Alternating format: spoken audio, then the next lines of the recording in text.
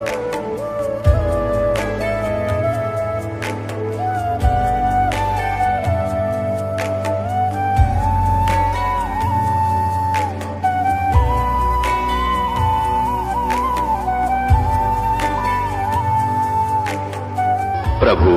राम देव भगवान अल्लाह खुदा ईश आदि नाम एक ही शक्ति के हैं। वो कैसा है, कहां है, कैसे मिलता है, किसने देखा है? ये प्रश्नवाचक चिन्ह पूर्ण रूप से हटाने के लिए अवश्य सुनिए जगत गुरु तत्वदर्शी संत रामपाल जी महाराज के अमृत वचन, सर्व पवित्र धर्मों के पवित्र शास्त्रों के आधार पर। परमेश्वर कबीर देव जी ने 600 वर्ष पहले उस अपनी सच्चिदानंद घन ब्रह्म की वाणी में, कबीर वाणी में कहा है, कबीर अक्षर पुरुष एक पेड़ है, निरंजन वा की डारे, तीनों देवा शाखा है, भाई पात रूप संसारे।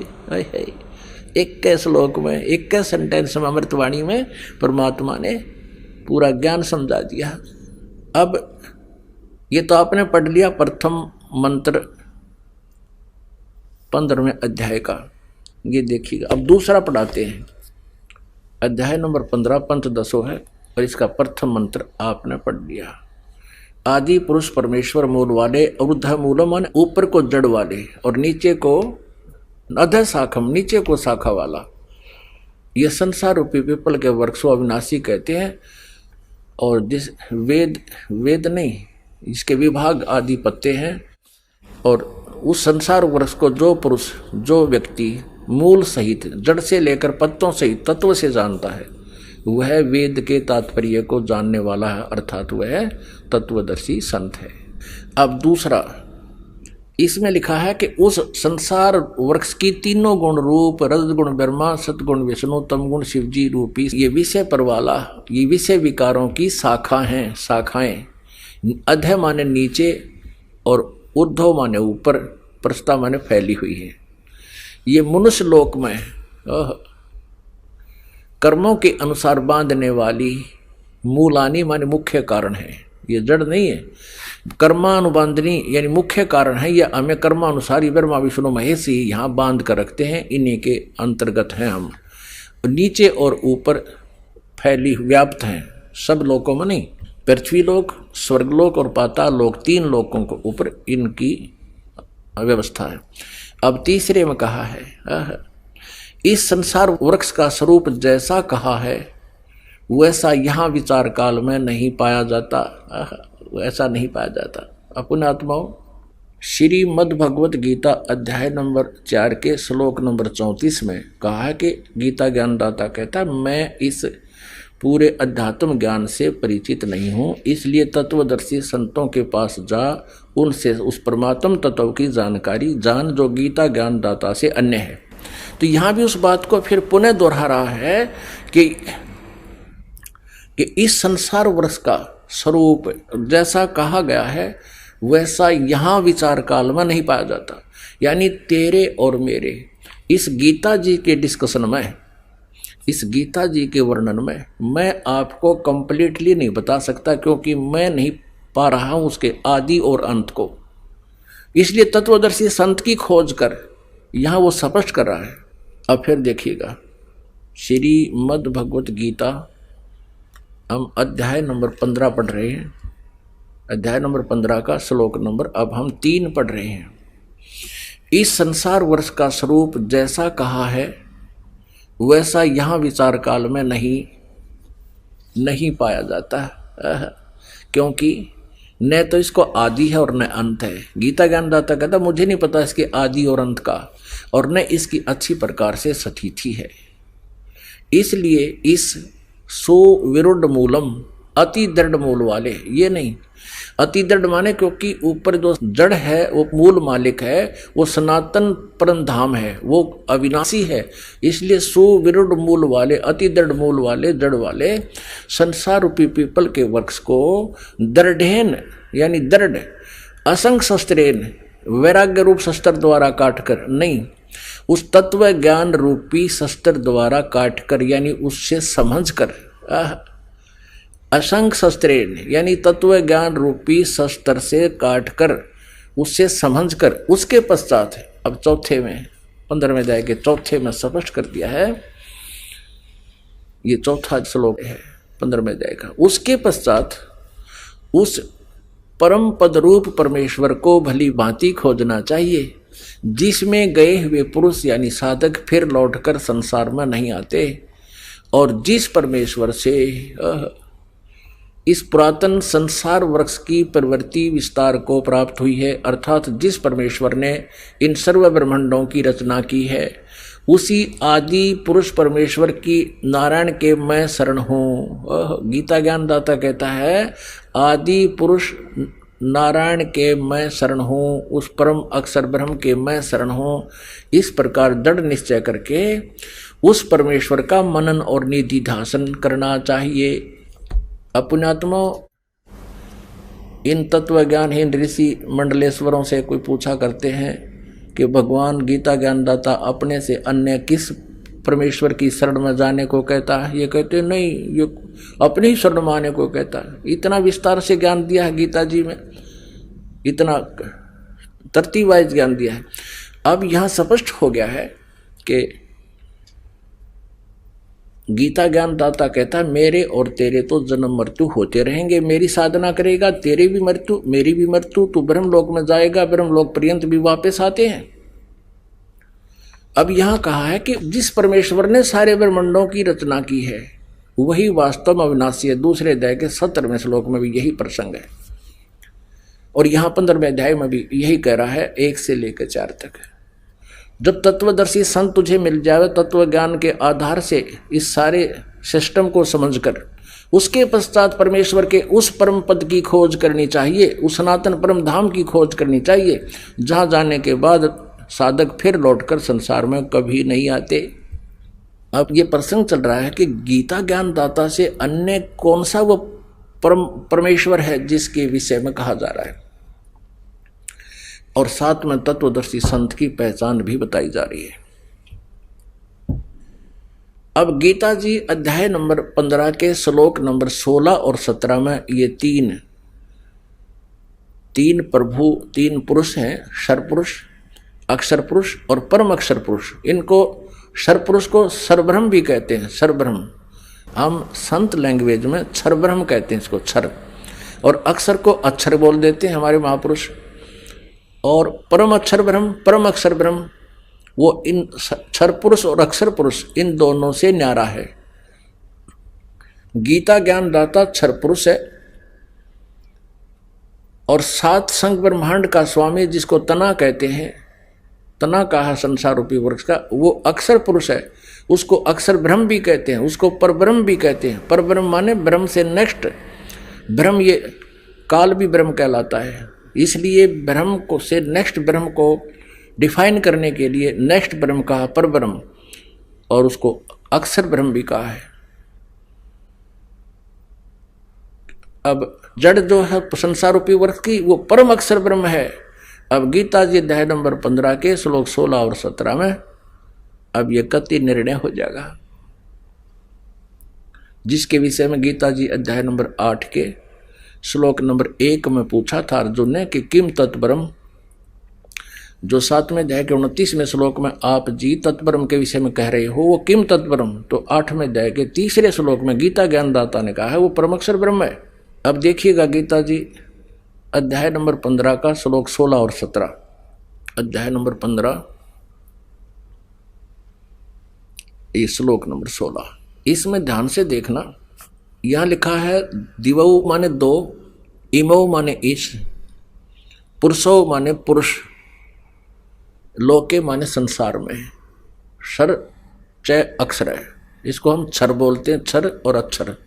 क्षर च अक्षर एव च क्षर सर्वाणी भूतानि कटुष्ट अक्षर उच्यते। इसका अर्थ है कि ये सरपुरुष है। इस पुरुष को हम यहाँ 2 जगह लगा सकते हैं, सरपुरुष और अक्षर पुरुष। इस संसार में ये 2 भगवान कहे जाते हैं। लोके माने इस संसार में, क्योंकि सरपुरुष और अक्षर पुरुष के जितने भी लोक हैं ये पृथ्वी तत्वों से बने हुए हैं। इनके मटेरियल में थोड़ा सा अंतर है। सतीर्थाम जैसे कच्ची ईंट हो, एक पक्की ईंटों का, इतना अंतर है।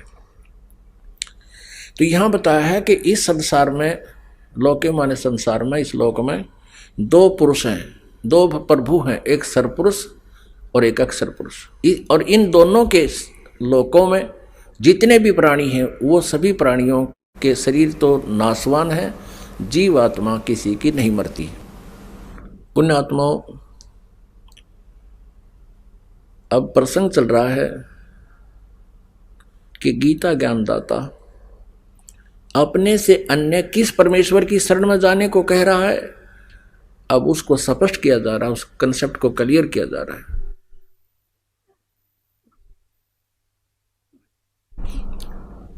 अब यहां आपने स्पष्ट पढ़ लिया, 16 में कहा कि दो पुरुष हैं, सरपुरुष और अक्षर पुरुष, और इनके लोकों में भी जितने प्राणी हैं उनका स्थूल शरीर नाशवान है, इनका भी नाशवान है। इसलिए तो और जीवात्मा किसी की मरती नहीं। इसलिए 17वें श्लोक में स्पष्ट किया 15वें अध्याय के में कि उत्तम पुरुष है तू अन्य परमात्मा इति उदाहरते, और यह लोक तरम आविश्य विवर्ती अव्यय ईश्वर है। अब अक्षर पुरुष भी अविनाशी प्रभु कहलाता है, लेकिन 17वें में कंसेप्ट क्लियर करना किया है कति कि वो है वास्तव में अविनाशी परमात्मा। उत्तम पुरुष तो अन्य परमात्मा इति उदाहरत, यह लोक तरम आविश्य विवर्ती अवैश्वर है। वो संसार रूपी वृक्ष का वो जड़ रूपी परमात्मा है, मूल।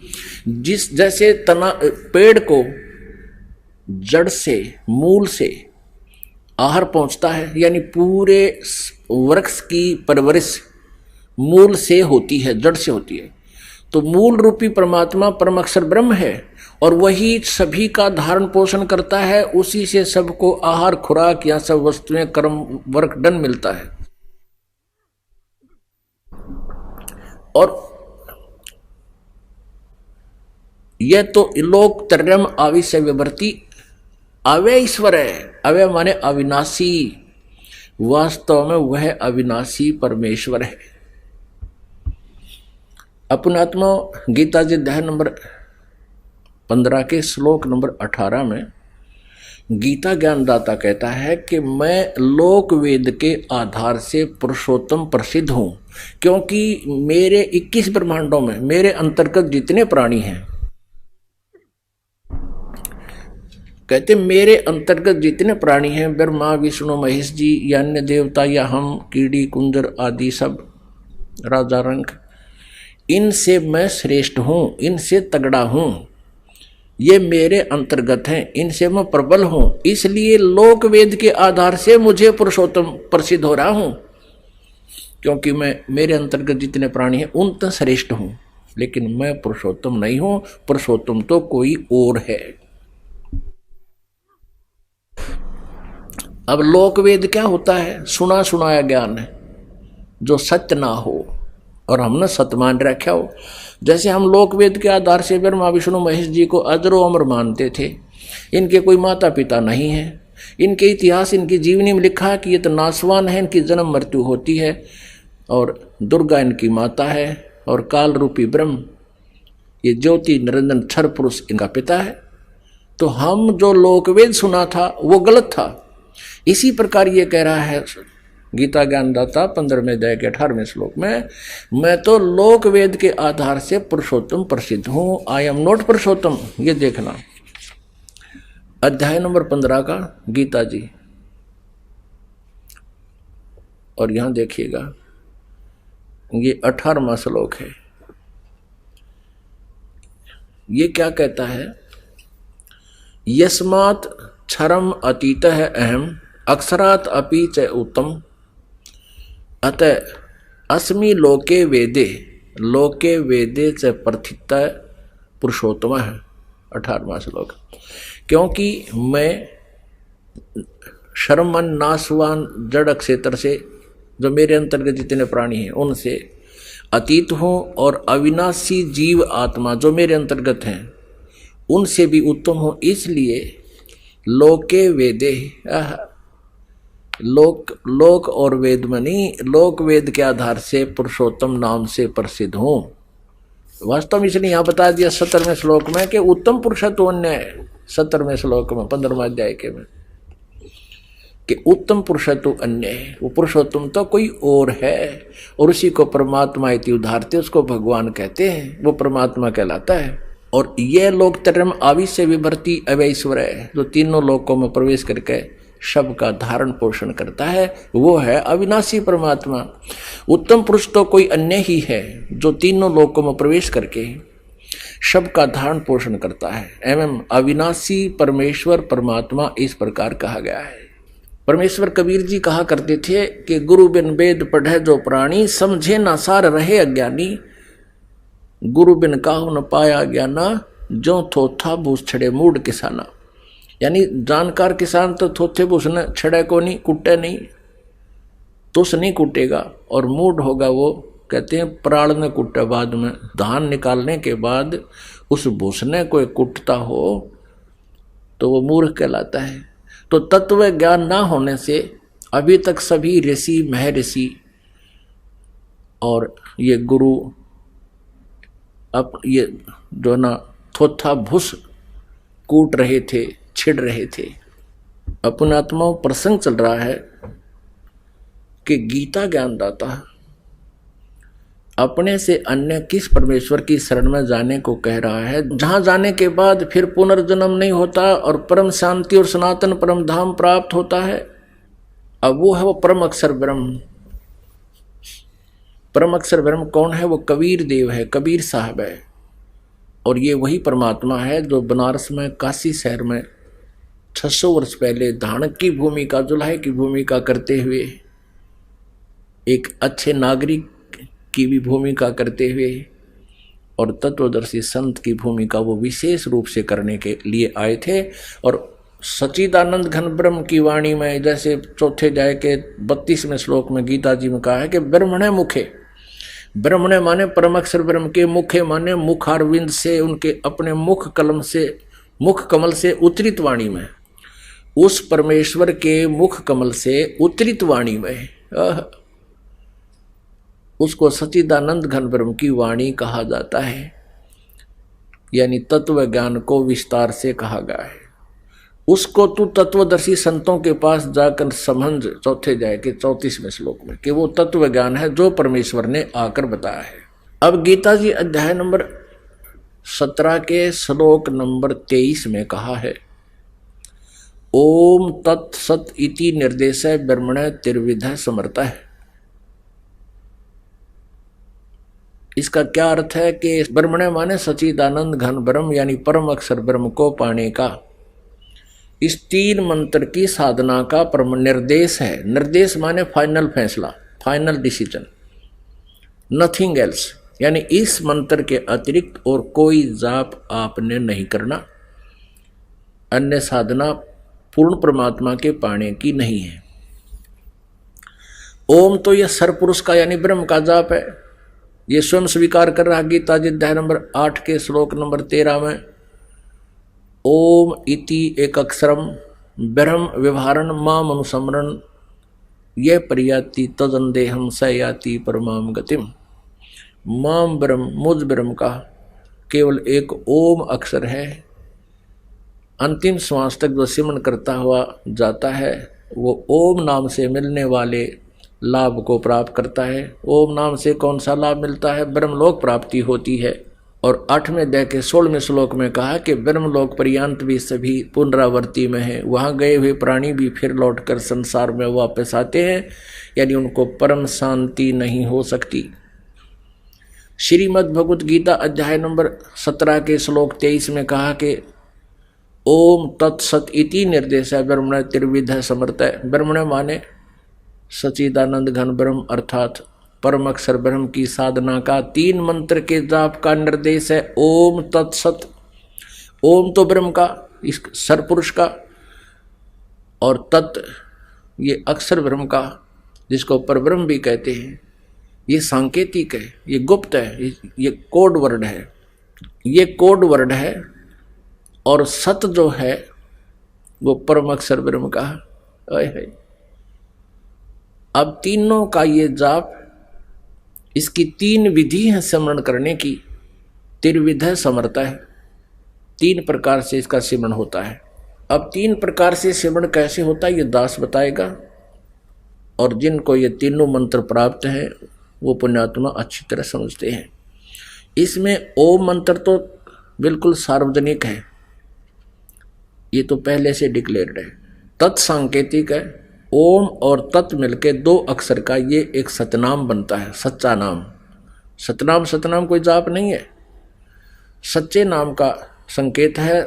तो ये 2 अक्षर का सतनाम बन जाता है। इसको श्वास वो श्वास से इसका सिमरण करना होता है,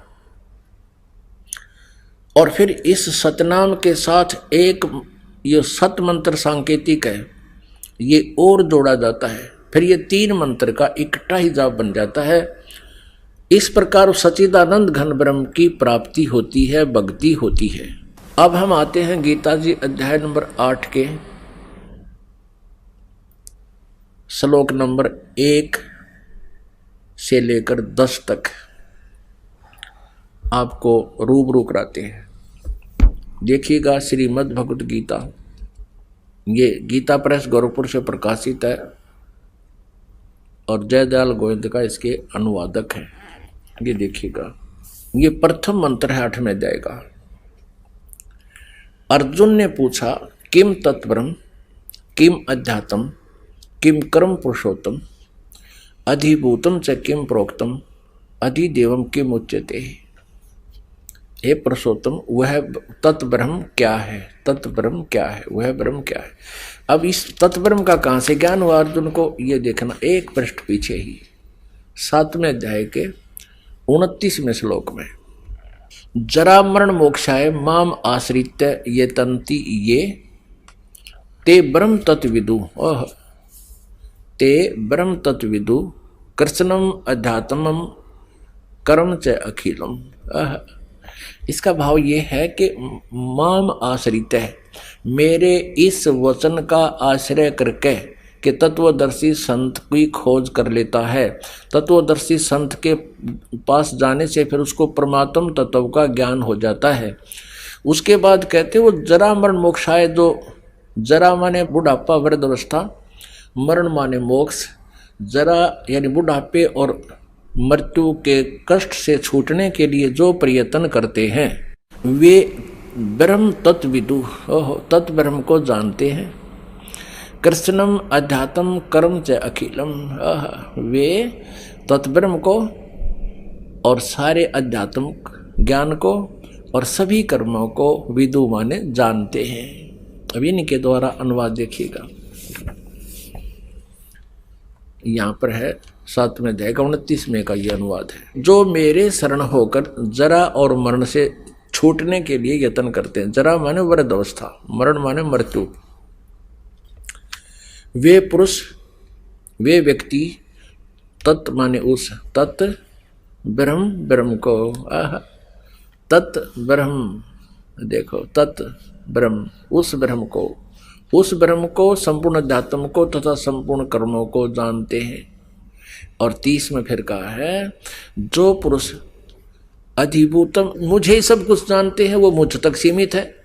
जो पुरुष अधिभूत और अधिदेव सहित तथा अधियज सहित सब का आत्मा मुझे अंत काल में जानते हैं, अंत काल में भी जानते हैं, वे युक्त चित्त वाले पुरुष मुझे ही जानते हैं। जो मेरे भाव में भावित रहते हैं वो तो मेरे तक सीमित हैं, और जो तत्ब्रह्म से परिचित हैं तो वो जरा और मन से छूटने के लिए ही प्रयत्न करते हैं। तो ये तुरंत बाद 8वां अध्याय शुरू हो जाता है, यहाँ 7वां समाप्त हो जाता 30 श्लोक में। इस 8वें अध्याय के प्रथम मंत्र में अर्जुन ने पूछा कि किम तत्ब्रह्म, फिर वो क्या है वो तत्ब्रह्म, और अध्यात्म किम, अध्यात्म किम कर्म पुरुषोत्तम, अधिभूतम च किम प्रोक्तम, अधिदेवम किम उच्यते। प्रश्न पूछा कि वह तत्ब्रह्म क्या है। अब इसका 3रे मंत्र में, 3रे श्लोक में गीता ज्ञानदाता ने उत्तर दिया है। ये 3रा श्लोक है। वह परम अक्षर ब्रह्म है, वह परम अक्षर ब्रह्म है। अपने आत्मा में स्पष्ट हो गया। वह परम अक्षर ब्रह्म है। गीता ज्ञानदाता अपने से अन्य परम अक्षर ब्रह्म की जानकारी बताता है। फिर अब अपनी और उस परम अक्षर ब्रह्म की दोनों की पैरेलल यानी समांतर बता रहा है कि मेरी साधना करनी है तो तुझे ब्रह्मलोक प्राप्ति होगी। ब्रह्मलोक में गए हुए प्राणी का भी जन्म मृत्यु होता है, तो इसलिए मेरी शरण में रहना है तो युद्ध भी करना पड़ेगा, शांति नाम की चीज नहीं। और यदि परम शांति चाहिए तो उस परमेश्वर की शरण में जा। गीता अध्याय नंबर 18 के श्लोक नंबर 62 और 66 में यही संकेत है, उसकी शरण में जा। अब यहां कह रहा है 8वें अध्याय के 5वें श्लोक में और 7वें में और 8वें अध्याय के 13वें श्लोक में कहा कि मुझ ब्रह्म का ओम इति एकाक्षरम ब्रह्म व्यवहारण माम अनुसमरण ये प्रयाति तजन देहम सयाति परमाम गतिम। मुझ ब्रह्म का एक ओम अक्षर है, नथिंग एल्स, उच्चारण करके सिमरण करने का। और यह प्रयाति तजन देहम जो शरीर छोड़कर जाते समय तक उसका सुमरण करता हुआ जाता है, सयाति परमाम गतिम, ओम नाम से मिलने वाली जो परम गति है ब्रह्मलोक प्राप्ति हो जाएगी। इसलिए गीता जी अध्याय नंबर 7 के श्लोक नंबर 18 में अपनी साधना को अनुत्तम कहा है, घटिया श्रेष्ठ, क्योंकि ब्रह्मलोक में गए हुए प्राणी भी पुनर्वर्ती में है। अब यह प्रसंग एक और अड़ा देते हैं ये लोग। 8वें अध्याय के 16वें श्लोक में ये कहा है, गीता ज्ञानदाता का अनुवाद इन्होंने गलत किया है। उसमें किया है कि ब्रह्मलोक पर्यंत सभी पुनर्वर्ती में है, वहां गए हुए प्राणी भी पुनर्जन्म प्राप्त करते हैं, मृत्यु होती है। लेकिन वह अनुवाद इन्होंने गलत कर दिया कि मुझे प्राप्त प्राणी का फिर पुनर्जन्म नहीं होता, तो यहाँ गलत अनुवाद गलत है इनका। यदि इस अनुवाद को सत्य माने तो 4थे अध्याय का 5वां और दूसरे अध्याय का 12वां श्लोक गलत सिद्ध हो जाता है, जहां कहता कि तेरे और मेरे बहुत जन्म हो चुके, तू नहीं जानता मैं जानता हूं। तो यह अनुवाद गलत है, तो यहाँ ये आपको भ्रमित कर सकते हैं, इसलिए कंसेप्ट सारे क्लियर करने पड़ रहे हैं। अब हम आते हैं कि गीता ज्ञानदाता 8वें अध्याय के 5वें और 7वें और 13वें श्लोक में कहता है कि मेरा ओम एक अक्षर है, एक ब्रह्म ओम मंत्र है, और जो इसकी साधना करता है, इससे ये मेरी साधना का मंत्र है। तो कहते तू मेरी साधना कर और मुझे ही प्राप्त होगा, पर युद्ध भी करना पड़ेगा, युद्ध भी कर, मेरा स्मरण भी कर। गीता जी अध्याय नंबर 8 के श्लोक नंबर 6 में कहा कि ये नियम है कि अंत समय में जो जिसकी साधना करता हुआ जाता है उसके भाव में भावित रहता है, उसी में उसी की आस्था बनी रहती है। परमात्मा ने अपनी सच्चिदानंद घन ब्रह्म की वाणी में कहा है, तत्व ज्ञान में कहा है कि जहां आशा ता बासा होई, मन कर्म वचन सुमरियो सोई। जहां अंत समय में तेरी आस्था रहेगी वहीं तेरा जन्म होगा, जहां आशा रहेगी। अब हम परम अक्षर ब्रह्म में आस्था बनाएंगे तो उसको प्राप्त हो जाएंगे, और जो ब्रह्म में आस्था रखते हैं तो ब्रह्म लोक चले जाएंगे, उसकी साधना ठीक करते हैं तो। और जो करते हैं हरे राम हरे कृष्ण राधे श्याम राधे राधे श्याम मिला दे, और वो आशा करते हैं ब्रह्म लोक जाने की, सपने में भी नहीं जा सकते। वो तो ओम एक अक्षर है, और वो भी पूरे संत से लेकर जो अधिकारी हो उससे लेकर जाप करने से ही वो लाभ भी तब प्राप्त होगा। अब यहाँ स्पष्ट हो गया 8वें अध्याय के 13, 5 और 7 मंत्र में कि तू मेरा सिमरण कर मुझे प्राप्त होगा। देखिएगा आपके रूबरू कराते हैं पवित्र सदग्रंथ को। 8वें अध्याय का ये 5वां मंत्र है, जो पुरुष अंत काल में भी मुझको ही स्मरण करता हुआ शरीर को त्याग जाता है वह मेरे साक्षात स्वरूप को प्राप्त होता है, इसमें संशय नहीं है। ये साक्षात स्वरूप अनुवाद गलत किया इन्होंने। उसने तो प्रतिज्ञा की है कि मुझे वो प्राप्त कर नहीं सकता, लेकिन ब्रह्मलोक जा सकता है। मत भावम, मेरे भाव में भावित रहता है, मेरे भाव को प्राप्त होता है, यानी मेरे में आस्था रह जाती है। और 6 में कहा है 8वें अध्याय के 6 श्लोक में कि हे कुंती पुत्र, अंत काल में जिस भी भाव को स्मरण करता हुआ शरीर का त्याग करता है उसको ही प्राप्त होता है, सदा उसी के भाव से भावित रहता है। तत्भावम भावती, ये भाव माने उसी के भाव में भावित रहता है। यहाँ इन्होंने अनुवाद गलत कर दिया है कि मेरे साक्षात स्वरूप को प्राप्त होता है, 5वें में गलत किया है। स मत भावम, मेरे भाव में रहता है, मेरे में उसकी आस्था रहती है। यहाँ स्पष्ट हो गया है ये 6 में, वो तत्भावम भावती, वो उसी भाव में भावित रहता है, यानी उसी में आस्था रहती है। अब 7वें में कहा है, हे अर्जुन सब समय में मेरा स्मरण कर और युद्ध भी कर। स्पष्ट कहता है मेरे शरण में रहना तो युद्ध करना ही पड़ेगा, कंपलसरी है, तुझे शांति नहीं हो सकती। इसलिए सब समय में मेरा स्मरण कर और युद्ध भी कर। इस प्रकार मुझ में अर्पण किए हुए मन बुद्धि से युक्त होकर निसंदेह मुझको ही प्राप्त होगा। अब पुण्यात्माओं, ये तत्व ज्ञानहीन प्राणी कहा करते, गीता जी अध्याय नंबर 8 के श्लोक नंबर 5 और 7 को सुनाकर चैप्टर क्लोज कर देते थे कि भगवान कहता है मेरी शरण में आ, मुझे ही स्मरण कर, मुझे ही प्राप्त होगा, निश्चिंत और युद्ध भी कर, मेरा स्मरण भी कर।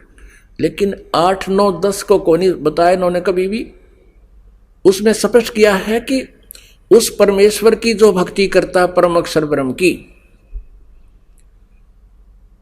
और उसकी साधना गीता जी अध्याय नंबर 17 के श्लोक नंबर 23 में उसकी भक्ति की विधि बता दी। ओम तत्सत, इस 3 मंत्र के जाप से, ओम सरपुरुष का जिसे ब्रह्म भी कहते हैं, और तत् और सत सांकेतिक हैं, गुप्त हैं, कोड वर्ड हैं। वो अक्षर पुरुष का, तत् अक्षर पुरुष का, और सत परम अक्षर पुरुष का, परम अक्षर ब्रह्म का। तो वो तत्वदर्शी संत बताएगा, ये दास है वो तत्वदर्शी संत। इस 21 ब्रह्मांड में इन सदग्रंथों के भेद से और कबीर जी की वाणी से कोई परिचित नहीं है इस दास के अतिरिक्त। या वो महात्मा जिनको परमात्मा मिले थे, उन्होंने तो अपनी अमृत वाणी में वो लिखा ही है सारा ज्ञान, उनकी वाणी को भी कोई समझ नहीं सका। इस दास के ऊपर कृपा की परमात्मा ने, वो सभी भेद अब खुला है। अब देखिएगा 8वें अध्याय के 8, 9, 10 में गीता ज्ञानदाता अपने से अन्य उस परम अक्षर ब्रह्म की साधना करने को कह रहा है। देखिएगा 8वें अध्याय का ये देखिएगा 8वां श्लोक। अब 7वें तक तो हमने पढ़ लिया कि मेरी भक्ति कर, मुझे ही प्राप्त होगा, युद्ध भी कर। और 8वें श्लोक में 8वें अध्याय के में यहाँ बताया, इसकी हिंदी यहाँ की है ना अनुवाद। हे पार्थ, यह नियम है कि परमेश्वर के ध्यान के अभ्यास रूप से योग युक्त, यहाँ ध्यान नहीं है, ये अनुवादकर्ता ने अपनी तरफ से अपना ध्यान अड़ा दिया। अभ्यास योग युक्तेन, अभ्यास कौन सा? साधना।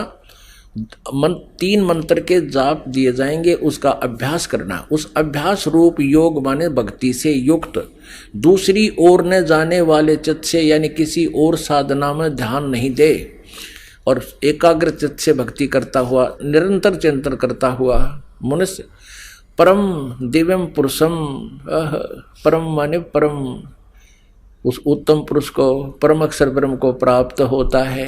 परम दिव्यम, परम प्रकाश रूप दिव्य पुरुष को अर्थात परमेश्वर को ही प्राप्त होता है। गीता ज्ञान दाता से अन्य है, ये स्पष्ट कह रहा। अब ये तो अब देखिएगा 9वें श्लोक में इसमें स्पष्ट किया है, कव्यम पुराणम अनुशासिताराम अणो अणियांसम अनुसमर्ते, यह सर्वस्य धाताराम अचिंत रूपम आदित्य वर्णम तमश प्रस्तात्। जो पुरुष यानी जो साधक, यहाँ कव्यम का अर्थ अभी नहीं बताएंगे वास्तविक क्या है, पर इन्हीं के अनुवाद से आप आसानी से समझ लोगे। वैसे कवि का अर्थ सर्वज्ञ नहीं होता, यहाँ कबीर देव लिखना था, वो कबीर देव परमात्मा है। फिर भी जो पुरुष सर्वज्ञ, अनादि, सबके नियंता, सूक्ष्म से अति सूक्ष्म, सबके धारण पोषण करने वाले उस मूल रूपी परमात्मा, सबके धारण पोषण करने वाले अचिंत स्वरूप, सूर्य के सदृश नित्य चेतन प्रकाश रूप। निराकार कैसे हुआ? सूर्य की तरह वो प्रकाश रूप है। तो आदित्य माने सूर्य, वर्णन माने उससे जैसा, तो परमात्मा तेजो में शरीर युक्त है, साकार है। अविद्या से अति प्रे, यानी तत्व ज्ञान हीन प्राणी नहीं समझ सकता, वो तत्व ज्ञान से उसको जाना जाता है। अति प्रे सच्चिदानंद घन परमेश्वर का श्रवण करता है।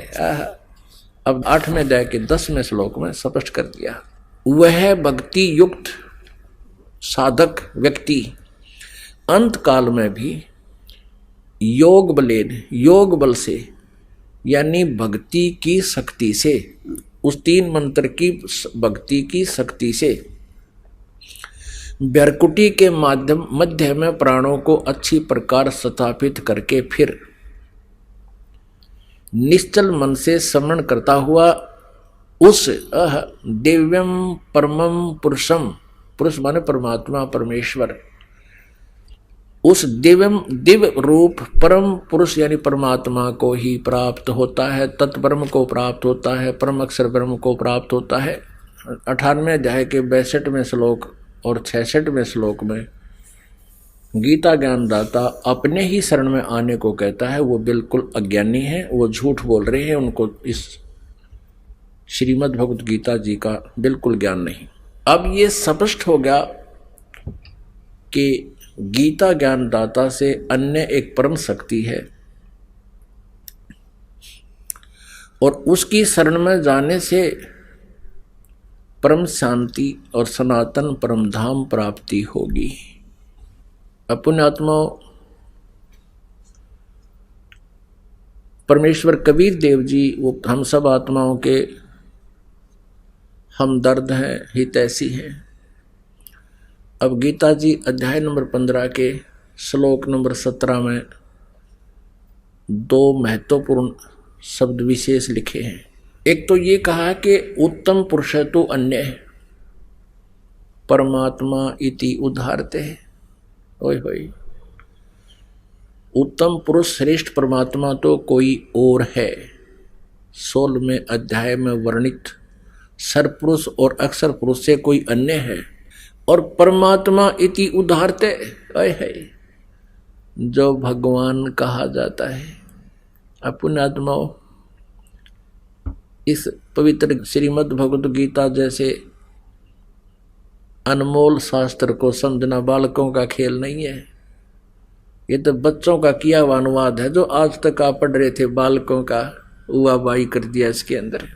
अब इसके एक एक अक्षर का बहुत गूढ़ रहस्य है और परमात्मा की ये वाणी है। गुरु बिन काहू न पाया ज्ञान, जो थो था भूस छड़े मूड किसान। गुरु बिन वेद पढ़े जो प्राणी, समझे न सार रहे अज्ञानी। ओए होए, अभी तक परमात्मा के इस तत्व ज्ञान से अपरिचित जितने भी ऋषि महर्षि आज तक हुए हैं और ब्रह्मा विष्णु महेश तक भी ये सब अज्ञानी थे, तत्व ज्ञानहीन थे। अब पुण्यात्माओं, ये शब्द दास ने कहे हैं, ये कुनीन से भी कड़वे लगेंगे एक बार, लेकिन पुण्यात्माओं जिनको मलेरिया जबर हो जाता है उनको भोजन आहार स्वादिष्ट नहीं लगता, उनकी रुचि नहीं बनती, उनको कड़वा लगता है। मनुखा दाख भी कड़वी लगती है, रोटी भी कड़वी लगती है और सेब संतरे भी कड़वे लगते हैं, कटु लगते हैं। अब ना रोटी कड़वी है, ना सेब कड़वे हैं और ना मनुखा दाख कड़वी है। उस मलेरिया जवर ने उनके शरीर की व्यवस्था को कंडम कर दिया, इतना बिगाड़ दिया कि मीठी वस्तु भी कड़वी लगती है। अब उसका ट्रीटमेंट क्या है कि कड़वी कुनीन ही खानी पड़ेगी, जिससे ना चाहते भी फांकी मारनी पड़ेगी ताकि वो जवर उतरे और फिर रोटी वैसे ही स्वादिष्ट लगे। तो ये अज्ञान रूपी जवर हो गया आप जी के। अब ये तत्व ज्ञान रूपी कुनीन आपको खिलाई जा रही है तो इसको आप स्वीकार नहीं कर रहे। ये रोटी थी खाने की प्रतिदिन परमात्मा का ये तत्व ज्ञान, और ये आज हमें अच्छा नहीं लग रहा, नहीं सवारा, क्योंकि हम कबीर जी को भगवान मानने को तैयार नहीं। क्यों नहीं तैयार? क्योंकि अज्ञान रूपी जवर से हम पीड़ित हैं और उस अज्ञान रूपी जवर को हटाने के लिए ये तत्व ज्ञान रूपी कुनीन खानी पड़ेगी। ये कड़वी लगे तो भी खानी पड़ेंगी, नहीं तो ये जबर नहीं समाप्त होगा।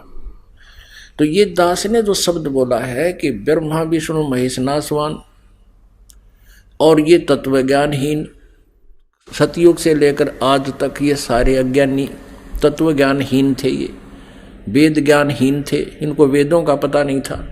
तो ये कुनीन है और आप जी को ये खानी पड़ेगी यदि ये अज्ञान नाश कराना है, इस अज्ञान रूपी जबर का नाश कराना है तो आपने खानी पड़ेंगी। अब आपको खिलाएंगे आराम से और सदग्रंथों में प्रमाणित करेंगे, आप आराम से ग्रहण करोगे। क्योंकि बालक होते हैं ना बच्चे, उनको तो माता पिता या डॉक्टर जबरदस्ती कुनीन किसी वस्तु में घोल घाल कर जबरदस्ती पिलाता ही पिलाता है। और जब बच्चे समझदार होते हैं और बड़े होते हैं, जो उनको पता भी है कि कड़वी है और वो फिर भी खा जाते हैं, उनको पता खाना ही पड़ेगा। तो इसी प्रकार आप जी आप समझदार हो गए हो, बालक नहीं हो, आप जी ने या कुनीन खानी पड़ेगी। अपुण्यात्माओं तत्व ज्ञान रूपी अमृत बरसे और ऊपर तो भगवान बरसे, देख दो दो मौज मचा रखी। अपुण्यात्माओं ये कंसेप्ट आपको क्लियर करना पड़ेगा कि ये गीता जी अध्याय नंबर 15 के श्लोक नंबर 17 में कहा है, उत्तम पुरुष तो अन्य परमात्मा इति उदाहरते ये लोग तरम आविश्य विभर्ति अवैश्वर है। अब इसमें परमात्मा कहा गया है, ये शब्द बोला है, एक उत्तम पुरुष तो अन्य, ये दो शब्द जो परमात्मा की ने इस गीता जी के अध्याय नंबर 15 के श्लोक 17 में कही, ये बहुत विचारणीय है। यानी श्रेष्ठ परमात्मा तो ऊपर वर्णित दोनों से कोई अन्य है और वही परमात्मा कहा जाता है, उसी को परमात्मा कहते हैं। अब परमात्मा की डेफिनेशन समझनी पड़ेगी अपने को। परमात्मा उसको कहते हैं भगवान को। भगवान किसे कहते हैं? जो केवल हमें सुख दे। श्रेष्ठ आत्मा वही होती है, परमात्मा वही होता है जो हमें दुख ना दे, केवल सुख दे। अब जो दुख भी देता वो परमात्मा कैसे है? जैसे किसी का बेटा मर गया, किसी की बेटी मर गई, किसी की टांग कट गई, किसी की आंख फूट गई, किसी को कैंसर हो गया है, कहीं फ्लड आ गया, ना जाने कितना क्षेत्र फ्लड की चपेट में आकर कई सैकड़ों व्यक्ति मारे जाते हैं। अब जिस भगवान को हम परमात्मा मानते थे और उसके लोक में ऐसे कहर टूट रहे हैं, तो वो परमात्मा कैसे हुआ? वो तो काल है। गीता जी अध्याय नंबर 11 के श्लोक नंबर 32 में ये स्वयं कहता है, श्री कृष्ण में प्रवेश करके बोल रहा है ये ब्रह्म सरपुरुष कि मैं काल हूं अर्जुन, और अब सब का नाश करने के लिए अब आया हूं, अब प्रवृत्त हुआ हूं। यदि श्री कृष्ण जी गीता जी बोल रहे होते, ये शब्द नहीं कहते कि मैं अब प्रवृत्त हुआ हूं, श्री कृष्ण जी तो पहले विद्वान थे। तो यहां वो काल कह रहा है और हमने काल को परमात्मा मान लिया। ओए भाई, हमने इस काल को यानी सरपुरुष को भगवान मान रखा है, जो ब्रह्मा विष्णु महेश के पूज्य पिताजी हैं। और ये कहता मैं तो सब न खाऊंगा, सबको खाता हूं। गीता जी अध्याय नंबर 11 के श्लोक नंबर 21 में और 46 में अर्जुन कह रहा है कि हे भगवान, आप तो देवताओं को भी खा रहे हो, आप ऋषि महर्षि भी आपसे प्रार्थना कर रहे हैं, मंगल कामना कर रहे हैं, मंगल हो मंगल हो, आप तो उनको भी खा रहे हो। कुछ आपकी जाड़ा में लटक रहे हैं, कुछ आपके मुंह में समा रहे हैं। हे सहस्र बाहु, हे 1000 भुजा के भगवान, आप उसी चतुर्भुज रूप में आओ, मैं आप से भयभीत हो गया हूं। अब यहां भी एक विचारणीय विषय है कि सहस्र बाहु का 1000 भुजा वाला श्री कृष्ण जी अर्थात विष्णु जी और श्री शिव जी और श्री ब्रह्मा जी, ये चतुर्भुज भगवान है। और अर्जुन उनको श्री कृष्ण जी को विष्णु ही मान रहे थे। जबकि उस काल को श्री कृष्ण अर्थात विष्णु मान रहा था अर्जुन, लेकिन वो तो 1000 भुजा का भगवान है, ये सरपुरुष है। ये 4 भुजा के भगवान है ब्रह्मा विष्णु महेश जी, और वो 1000 भुजा का भगवान है जो इनके पिताजी हैं, वो सरपुरुष काल है। अब हमने इस काल को स्वामी मान लिया, अपना मालिक मान लिया और दयालु परमात्मा मान लिया।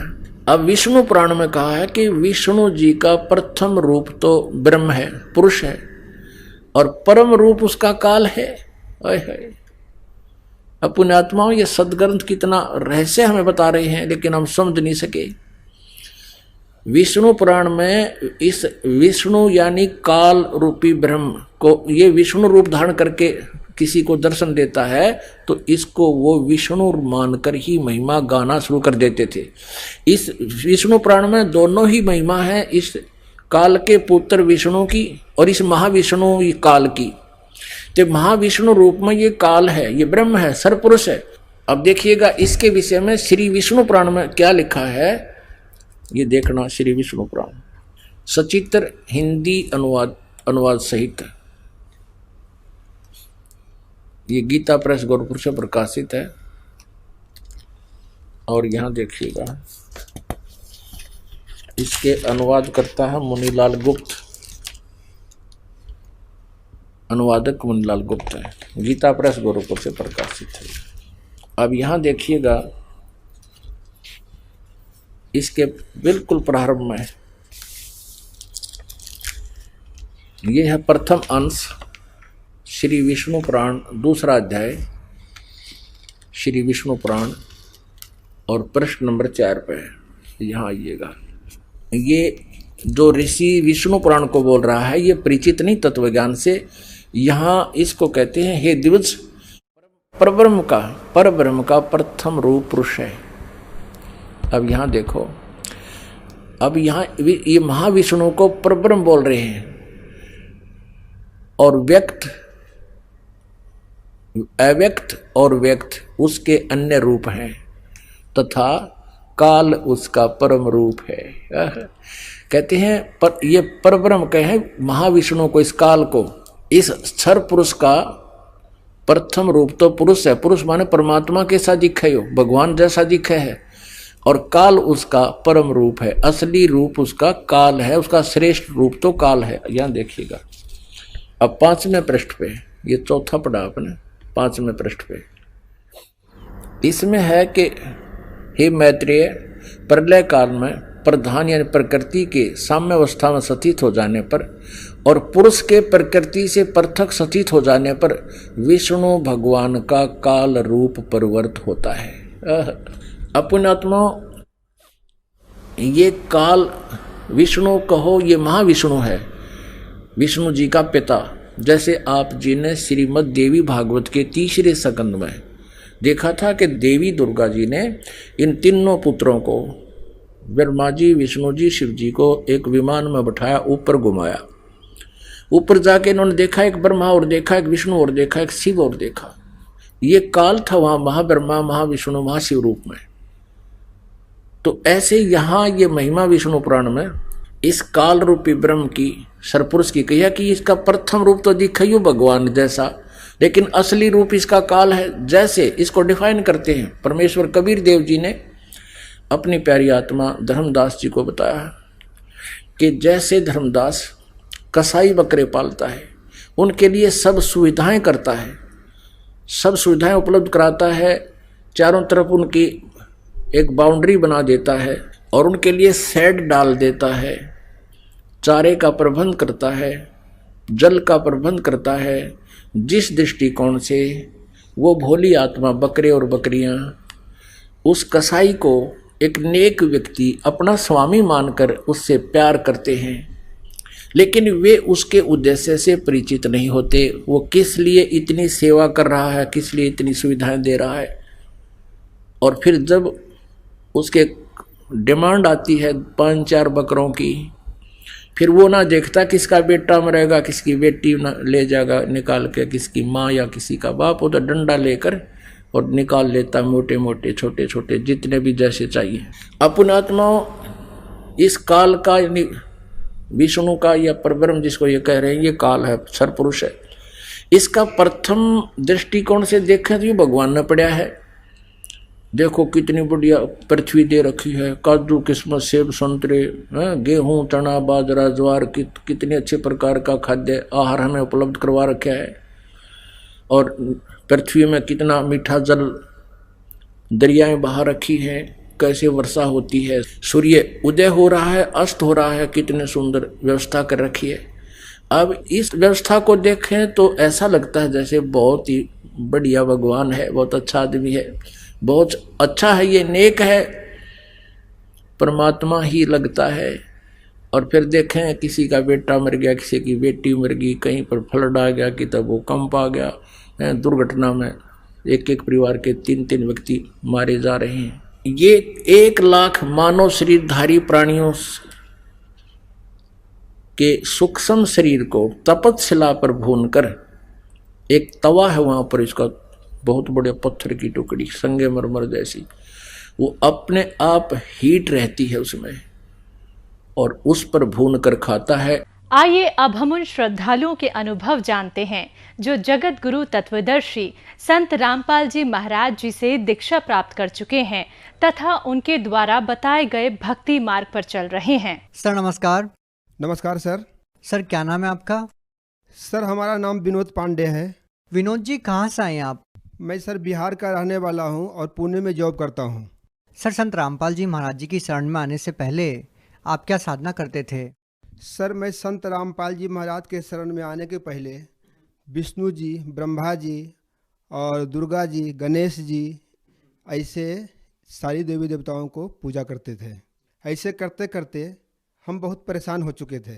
ये सारी पूजा करते थे भी, और हम जाति से ब्राह्मण हैं, सब पूजा भी करवाते थे, खुद करते थे और लोगों को भी करवाते थे। इस तरह से हमने जितनी भी पूजा थी सब हमने कर लिया था। करते करते हम बहुत परेशान हो गए थे और हमें राहत थोड़ा बहुत मिलता था, ज़्यादा नहीं मिलता था।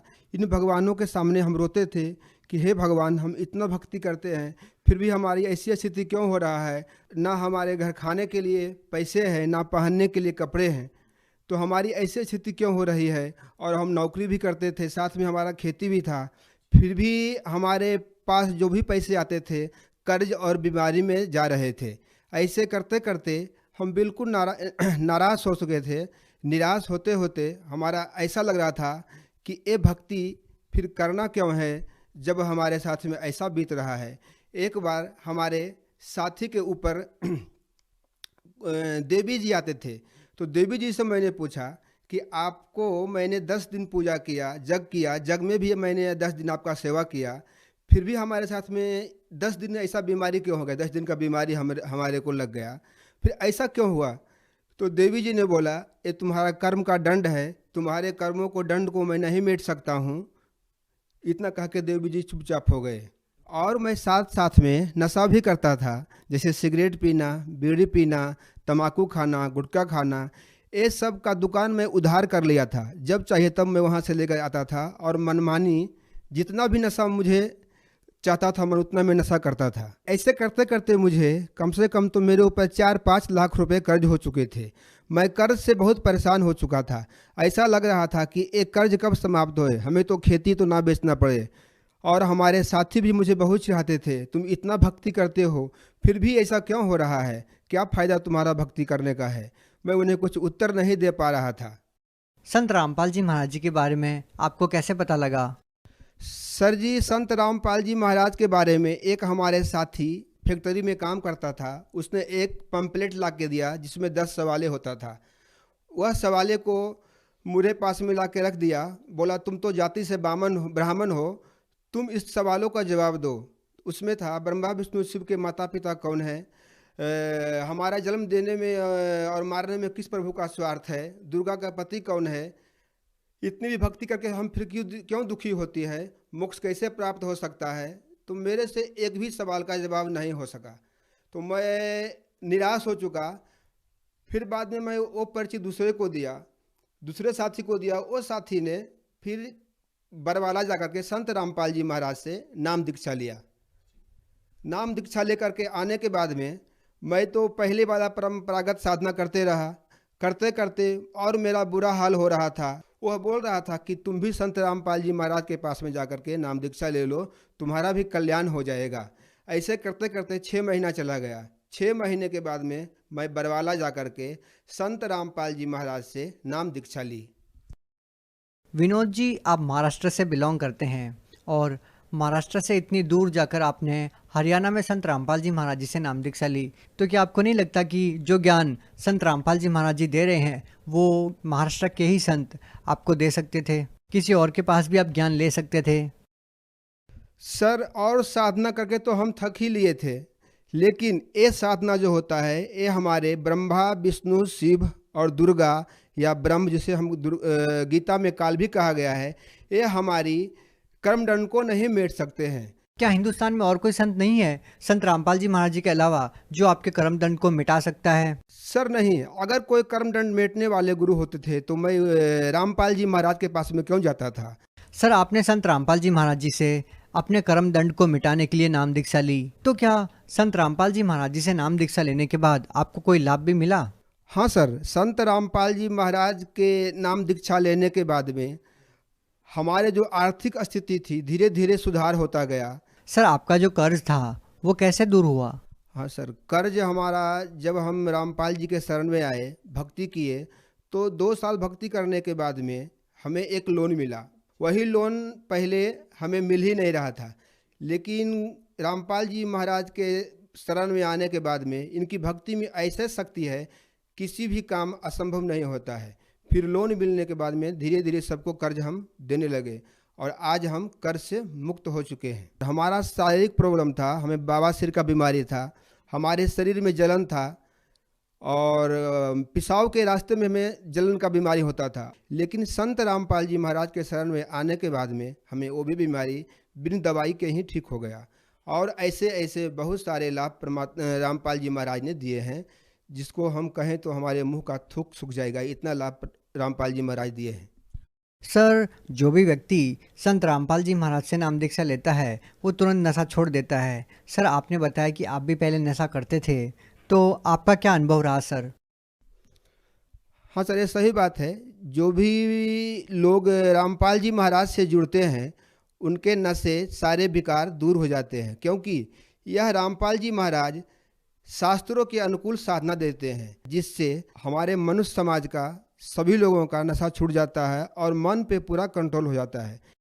विनोद जी, आप एक ब्राह्मण समाज से बिलोंग करते हैं, तो हम आपसे जानना चाहेंगे आज का जो ब्राह्मण समाज है उनको आप क्या संदेश देना चाहेंगे? जो लोग आज भी क्रिया और कर्म कांड में विश्वास करते हैं, हवन यज्ञ करते हैं, उन लोगों को आप क्या संदेश देना चाहते हैं? सर, हम ब्राह्मण समाज को यही संदेश देना चाहते हैं कि ये जो साधना आप कर रहे हैं, ये साधना छोड़ करके आप शास्त्र अनुकूल साधना संत रामपाल जी महाराज से प्राप्त करें और 84 लाख जोनियों से मुक्त करें, क्योंकि यह मनुष्य जीवन बार बार प्राप्त नहीं होता है। मानुष जन्म दुर्लभ है, मिले न बारंबार, तरवर से पत्ता टूट पड़े, बहुरी न लागे डार। यह मनुष्य जीवन 84 लाख जोनियों के बाद में एक बार मिलते हैं। अगर इस मनुष्य जीवन में शास्त्र अनुकूल साधना, वेदों अनुसार साधना, गीता अनुसार साधना नहीं प्राप्त हुआ तो हम कुत्ते गधे की जोनी में जाएंगे।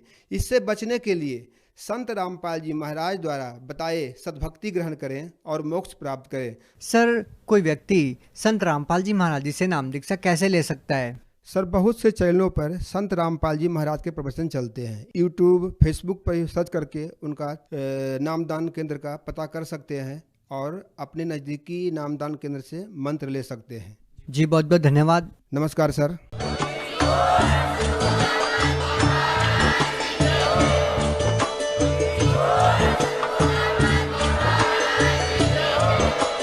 आप सुन रहे थे जगत गुरु तत्वदर्शी संत रामपाल जी महाराज जी के मंगल प्रवचन। अधिक जानकारी के लिए विजिट कीजिए हमारी वेबसाइट www.jagatgururampalji.org। संत रामपाल जी महाराज जी के शुभ आशीर्वाद से पूरे विश्व भर में 500 से भी ज्यादा नाम दीक्षा केंद्र हैं, जिन पर संत रामपाल जी महाराज जी द्वारा ऑनलाइन निःशुल्क नाम दीक्षा दी जा रही है। अपने नजदीकी नाम दीक्षा केंद्र का पता करने के लिए संपर्क करें 8222880541।